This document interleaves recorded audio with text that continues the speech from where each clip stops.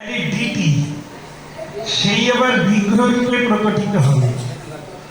দেখুন, মূর্তি বা ডিটি আর বিগ্রহ এর মধ্যে পার্থক্য রয়েছে। মূর্তি মানুষেরও হতে পারে, কোন জন্তু জানোয়ারের হতে পারে, কিন্তু বিগ্রহ ভগবানেরই হবে। সেটি বিশেষ অনুগ্রহ কৃপা প্রদান করবেন বলে জগতে প্রকটিত হন।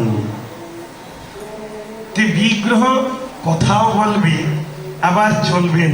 যে বড় বিপ্র ছোট বিপ্রের অপূর্ব ইতিবৃত্তি শোনালেন, যে ছোট বিপ্রের অপূর্ব মনোবাঞ্ছা পূর্ণার্থে তিনি অন্ন গ্রহণ করতে করতে নুপুরের ধ্বনি শ্রবণ করাতে করাতে এগিয়ে চলে গেলেন।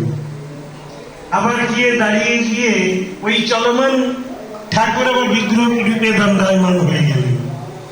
কিন্তু আমরা দেখি একটি মূর্তি রূপী, কিন্তু সেই ভগবানের সঙ্গে যদি আমাদের